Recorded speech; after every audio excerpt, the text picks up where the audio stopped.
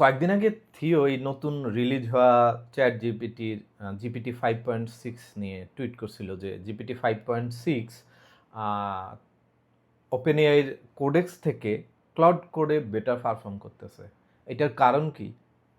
Model তো same, তারপরেও difference হওয়ার কারণটা কি? কারণটা হলো harness, because harness is different, দুই জায়গায় দুই রকম। হার্নেসটা অনেকটা কেমন, মডেলটা অনেকটা ড্রাইভারের মতো, এক্সপার্ট ড্রাইভার ডিপেন্ডিং অন তার এক্সপার্টিস লেভেল। আর হার্নেসটা হলো গাড়ির মতো। হ্যাঁ, আপনি যত বেটার মডেলই হোক, আপনি যদি তাকে খারাপ একটা গাড়ি ধরায়া দেন, সে কি চালাইতে পারবে? রাস্তার মধ্যে ব্রেক ফেল কইরা দেখবেন সে অ্যাক্সিডেন্ট কইরা বসে আছে।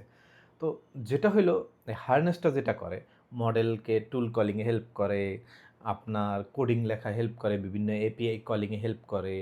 তারপর ধরেন আপনার গার্ড রেলগুলা, তারপর প্রম্পটগুলা রিফাইন করা, জেনারেট করা, এনাফ কনটেক্সট দেওয়া, এই যে জিনিসগুলো এগুলো হেল্প করে। আর এটাকে সুন্দর করে অর্কেস্ট্রেট করে একটা ডিজাইন করতে হয়।